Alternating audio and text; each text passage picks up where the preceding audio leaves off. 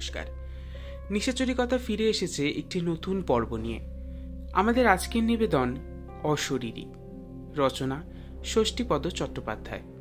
গল্প পাঠে সন্টু। নবগোপালের বউয়ের চরিত্রে পূজা এবং অন্যান্য চরিত্রে নীল।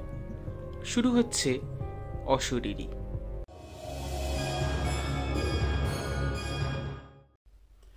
বর্ধমান সাহেবগঞ্জ লুপে গোসকরা নামে একটি স্টেশন আছে। ব্রিটিশ আমলে প্রথম যখন রেললাইন পাতা হয় এখানে, সেই সময়কার কথা। গোসকরা থেকে 10-12 মাইল দূরে এক গ্রামের নবগোপাল নামে এক ছেলে মিলিটারিতে চাকরি পেয়ে পাঞ্জাব অঞ্চলে চলে যায়। সেখান থেকেই মাসে মাসে মানি অর্ডার করে টাকা পাঠায় সে, চিঠিপত্র লিখত। কিন্তু দুঃখের বিষয়, ইচ্ছে করলেই বাড়ি আসতে পারত না। এ নিয়ে বাড়ির লোকেদের অভিযোগের আর অন্ত ছিল না। নবগোপালের বাবা ছিলেন, মা ছিলেন, নতুন বিয়ে করেছিল, তাই বউও ছিল, ভাই বোন এবং বাড়ির অন্যান্য লোকজন তো ছিলই। এইভাবেই দিন কাটছিল। নবগোপাল কিছুতেই বাড়ি আসার ছুটি আর পায় না। এদিকে বেশ কিছুদিন হলো নবগোপালের বাড়ি থেকে চিঠি আসাও বন্ধ হয়ে গেল। নবগোপাল বুঝল বাড়ির লোকেরা তার দেশে না ফেরার জন্য রাগ করেই চিঠি লেখা বন্ধ করেছে।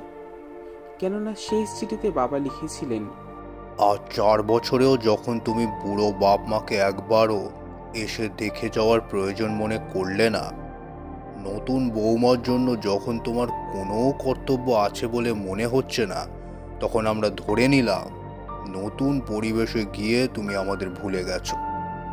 শুধু মাসে মাসে টাকা পাঠালেই পরিবারের প্রতি কর্তব্যের শেষ হয় না। শ্রী শ্রী ভগবানের কৃপায় আমাদের বিষয় সম্পত্তি কি আছে না আছে তা তোমার অজানা নয়। অতএব তোমার এই দান না পাঠালেও চলবে। এই চিঠি পাওয়ার পর স্বাভাবিকভাবেই নবগোপালের মন কেঁদে উঠল। তারপর একদিন যখন সত্যি সত্যি মানি অর্ডারও ফেরত এলো, তখন আর সে থাকতে পারল না। ইতিমধ্যে পাঞ্জাব অঞ্চল থেকে কাশ্মীর অঞ্চলে বদলি হয়ে যায় নবগোপাল। সেখানে গিয়ে সেনাবাহিনীর কিছু নতুন বন্ধুদের সাহায্যে উচ্চতর পর্যায়ে আবেদন করে বহু কষ্টে 1 মাসের ছুটি মঞ্জুর করালো এবং দেশে ফিরল।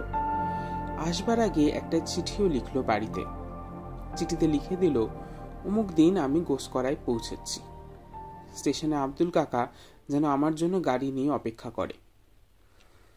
সেই মতোই নির্দিষ্ট তারিখে নবগোপাল যখন গোসকরা স্টেশনে নামলো, রাত্রি তখন 12টা। ঘন অন্ধকারে স্টেশন এলাকা খাঁ খাঁ করছে।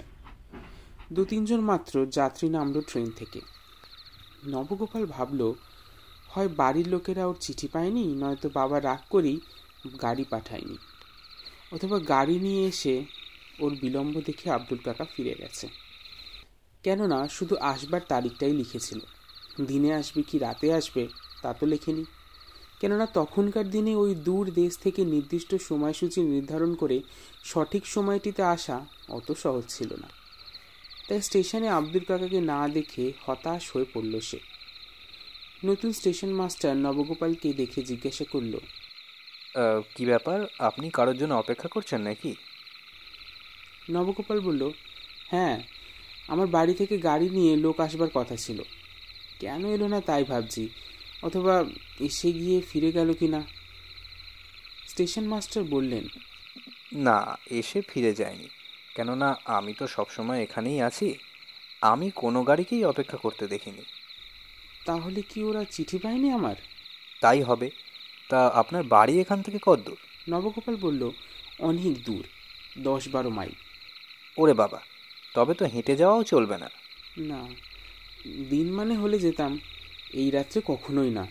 ভূতের উপদ্রব আছে, চোর ডাকাতের ভয় আছে, ঠ্যাঙারের উৎপাতও আছে।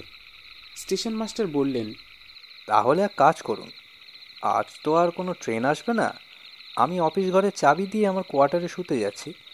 আপনি বরং ওয়েটিং রুমে শুয়ে রাতটুকু কাটিয়ে দিন, তারপর সকালে দেখি আপনার জন্য কি করতে পারি। যদি কারো গরুর গাড়ি একটা পাই তো বলে করে দেবো আর কি। নবগোপাল বলল, পেলে ভালো, নইলে হাঁটা দিতেও আমার আপত্তি নেই। এই বলে সে ওয়েটিং রুমেই কাঠের বেঞ্চির ওপর লম্বা হয়ে শুয়ে ছাড় পোকার কামড় খেতে লাগলো। অনেকক্ষণ শুয়ে থাকার পর সবে তন্দ্রাটি এসেছে এমন সময় খোকা বাবু। পরিচিত কণ্ঠস্বর শুনে উঠে বসল নবগোপাল। আরে আব্দুল কাকা! কতক্ষণ এসেছেন আপনি? তা প্রায় ঘন্টাখানেক হলো। স্টেশনের বাইরে গাড়ি দেখতে না পেয়ে ভাবছিলাম তুমি আসোনি। আসবো না কি বলছেন? আপনার চিঠি পাওয়ার পর থেকে সবাই হান টান করছি। তবে গাড়ি তো আমি এখানে রাখিনি, গাড়ি ওই বাঁধের ওপর রয়েছে। আপনার চিঠি পেয়েছি, কিন্তু আপনি কখন আসবেন চিঠিতে তা তো লেখেননি। তাই এখানে জায়গা জোড়া না করে গাড়িটাকে বাঁধের ওপর রেখেছি। আমি ঠিক করেছিলুম লাস্ট ট্রেনটা দেখে তারপর ফিরে যাব, এই ভেবে গাড়িতে গিয়ে শুয়েছিলুম। কিন্তু এমন ঘুম এলো যে না ঘুমিয়ে থাকতে পারলুম না। নবগোপাল বলল, ঠিক আছে, রাত যখন হলো তখন রাতটা কাটুক, কাল একটু ভোর ভোর রওনা হলেই হবে। সে কি খোকাবাবু, কর্তাবাবুর অবস্থা জানেন? মা বৌমা সবাই আপনার চিঠি পাওয়ার পর থেকেই ঘর বার করছেন, রান্না বান্না রেডি করেই আপনার জন্য পথ চেয়ে বসে আছেন সব। কিন্তু আব্দুল কাকা, পথঘাটের যে অবস্থা তাতে। খোকাবাবু, আপনি কি ভুলে গেলেন? আমার নাম আব্দুল। আমার শরীরে এক ফোঁটা রক্ত যতক্ষণ থাকবে ততক্ষণ কারো সাধ্য আছে আপনার কিছু করে। ওসব ভয় করবেন না খোকাবাবু, চলুন চলুন। উদো আর ভুদোকে সঙ্গে এনেছি, গরুর গাড়িকে আমি ঘোড়ার গাড়ির মতো ছোটাবো। অতএব নবগোপাল আর দ্বিরুক্তি না করে আব্দুলের সঙ্গে চলল। আব্দুল নবগোপালের সুটকেসটা মাথায় নিয়ে আগে আগে চলল, নবগোপাল চলল পিছু পিছু। যেতে যেতে নবগোপাল দূর থেকেই দেখতে পেল সেই অন্ধকারে বাঁধের ওপর দুটো করে চারটে চোখ যেন ভাটার মতো জ্বলছে। চতুষ্পদ জন্তুদের চোখ রাত্রিবেলা জলে, কিন্তু তাই বলে এইভাবে? নবগোপাল কাছে যেতেই উদো আর বুধো গরু দুটো বহুদিন পরে মনিককে দেখে শিং নেড়ে তাদের আনুগত্য প্রকাশ করল।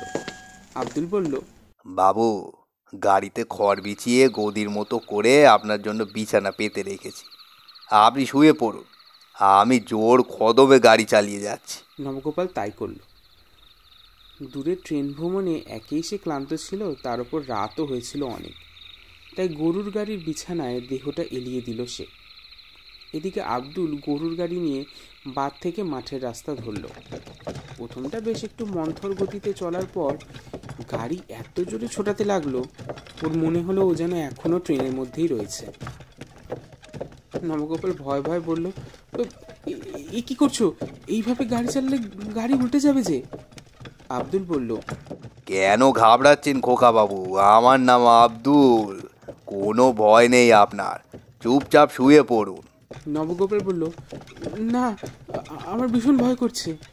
কিন্তু কে কার কথা শোনে? আব্দুলের তখন জেদ চেপে গেছে, জোরে গাড়ি সে চালাবেই।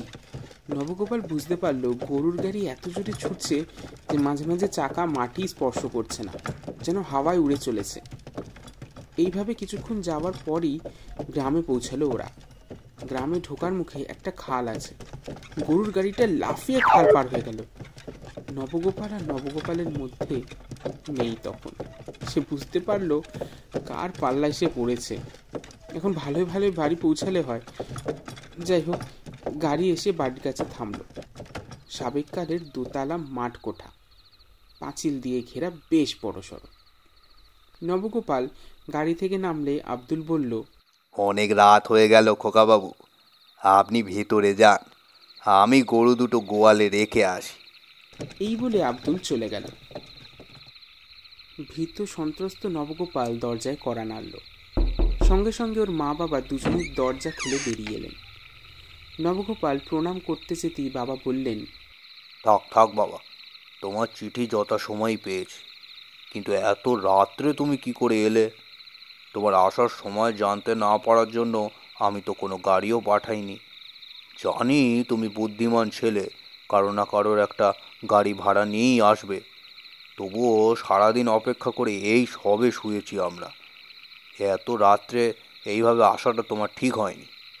নবগোপাল বলল, আমাকে আব্দুল কাকা নিয়ে এসেছে বাবা। আব্দুল? আব্দুল নিয়ে এসেছে? হ্যাঁ, আব্দুল কাকা। সে কি? তুমি ঠিক বলছো? আব্দুল নিয়ে এসেছে তোমাকে, নাকি অন্য কেউ? না বাবা, অন্য কেউ নয়, আব্দুল কাকাই নিয়ে এসেছে আমাকে। আমি কি ভুল দেখব? তা কিসে এলে? কেন, গরুর গাড়িতে, বুধবার বুধো। থাক, আর বলতে হবে না। আব্দুল আমাদের বহু দিনের পুরানো লোক, সে তার উপযুক্ত কাজই করেছে। তবে বাবা, একটা কথা কি জানো? আব্দুল আর বেঁচে নেই, উদো ভুদো না। সে কি? হ্যাঁ, যাক, ওসব কথা থাক এখন। পথে তোমার কোনো অসুবিধে হয়নি তো? রাত কিন্তু অনেক হয়েছে, এবার খেয়ে দে শুয়ে পড়ো, কেমন? বৌমা, ও বৌমা। যাই বাবা। এক গলা ঘুমটা দিয়ে নবগোপালের বউ এসে দাঁড়ালো। নবুকে খেতে দাও। নবগোপাল হাত মুখ ধুয়ে ওর ঘরে গিয়ে ঢুকলো। তারপর বউ ভাত তরকারি ধরে দিল, তৃপ্তির সঙ্গে খেতে লাগলো সে। খেতে খেতে বলল, ওরে বাবা, এত সব রান্না করলে কি করে? বউ নিরুত্তর। নবগোপাল বলে, অনেক দিন বাড়ি আসেনি বলে রাগ করেছ আমার উপর? কিন্তু কি করব বলো, আমি কি ইচ্ছা করে আসিনি? আমি যে নিরুপায়। নবগোপাল দেখল বউয়ের চোখ দিয়ে টপ টপ করে জল পড়ছে। যাই হোক, খাওয়া শেষ করে খাটের বিছানায় নবগোপাল শুয়ে পড়ল। ওর বউ পাশে বসে সযত্নে পাখার বাতাস করতে লাগলো নবগোপালকে। সারাদিনের ক্লান্তির পর তৃপ্তির আহার, আর তার উপর এই সুখ শান্তির শয্যায় শোয়া মাত্রই গভীর ঘুমে ঘুমিয়ে পড়ল নবগোপাল। ঘুম ভাঙল পরের দিন সকালে লোকজনের চেঁচামেচিতে। কি যেন নাম ধরে ডাকলো। ঘুম ভাঙতেই নবগোপালও হকচকিয়ে গেল। দেখলো অর্ধভঙ্গ ঘরে অপরিচ্ছন্ন ধুলো ধূসরিত খাটের ছেঁড়া বিছানায় সে শুয়ে আছে। ঘরের চারিদিকে ঝুল, মাকড়সার জাল। হকচকিয়ে নবগোপাল জানলার কাছে গিয়ে দাঁড়াতেই ওর পরিচিত লোকজনেরা পাশের মাঠ থেকে অবাক হয়ে ওর দিকে তাকিয়ে বলল, নবাব, তুই কখন এলি?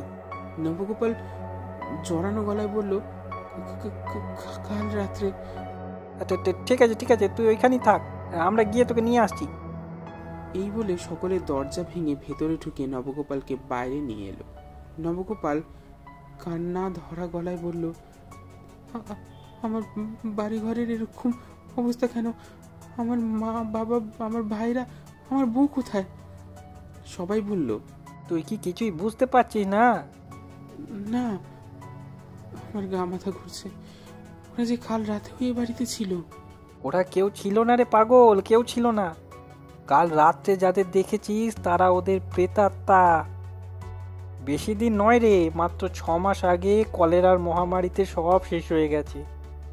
আমরা এই সামান্য কজন লোক ছাড়া গোটা গ্রামই উজাড় হয়ে গেছে প্রায়। তোদের বাড়ির কেউই বেঁচে নেই। আমরা অনেক চেষ্টা করেছি তোকে খবর দেওয়ার, কিন্তু কোনো নির্দিষ্ট ঠিকানা না থাকায় চিঠি দিতে পারিনি রে। নবগোপাল সব শুনে ডুকরে কেঁদে উঠল একবার। তারপর গত রাত্রের ঘটনার কথা সবাইকে বলে দিন 2 গ্রামের থেকে আবার কর্মস্থলে ফিরে গেল।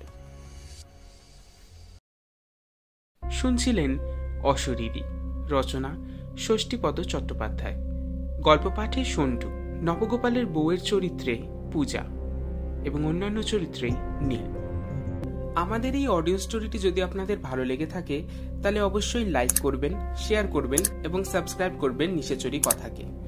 আপনারা নিজেদের মতামত আমাদের সাথে কমেন্ট বক্সে শেয়ার করতে পারেন এবং লেটেস্ট আপডেটস পাওয়ার জন্য আপনারা আমাদেরকে ফেসবুক এবং ইনস্টাগ্রামেও ফলো করতে পারেন। ফেসবুক এবং ইনস্টাগ্রাম পেজের লিঙ্ক ডেসক্রিপশনে রয়েছে। আমরা আবার ফিরে আসব ঠিক পরের শনিবার রাত 9টায়। ততক্ষণ শুনতে থাকুন নিশাচরি কথা।